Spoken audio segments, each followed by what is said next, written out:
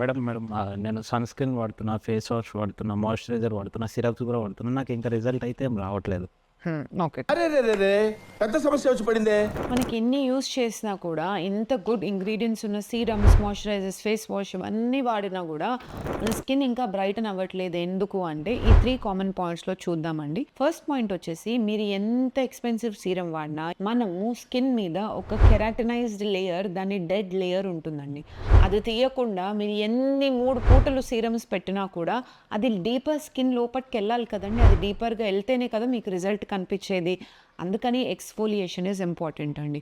So వారాలకి 2 వారాలకి ఒకసారి మీరు exfoliation అన్నది medical base exfoliation, it can be a simple peel, అలాంటి బేసిక్ ఎక్స్ఫోలియేషన్ చేపించినప్పుడు ఆ డెడ్ లేయర్ అన్నది షెడ్ అవుతుంది.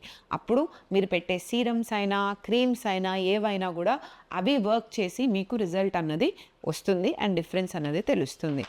సెకండ్ పాయింట్, మనము మన లైఫ్ స్టైల్ చేంజెస్ చేయము, తిండి మార్చము, టైంకి పడుకోము, అర్ధరాత్రి 2-3 వరకు ఫోన్ చూసుకుంటూ కూర్చుంటే ఎలాగ స్కిన్ అన్నది హెల్దీ అవుతుందండి? ఎలాగ పిగ్మెంటేషన్ తగ్గుతుంది? అస్సలు తగ్గదు. మీరు మీ లైఫ్ స్టైల్స్ చేంజెస్ చేసేంత వరకు మీరు ఎన్ని క్రీమ్ సీరమ్స్ వాడినా కూడా స్కిన్లో డిఫరెన్స్ అన్నది రాదు. మూడో పాయింట్ అండి, వాటర్ ఇంటేక్.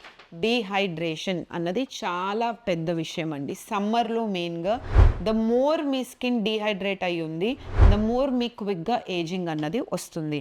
సో ఈ 3 పాయింట్స్ని మీరు కన్సిడర్ చేసి రెక్టిఫై చేసుకుంటే మీరు ఎటువంటి బేసిక్ క్రీమ్ వాడినా కూడా మీ స్కిన్ ఖచ్చితంగా బ్రైట్ అన్నది అవుతుంది. Okay, thank you.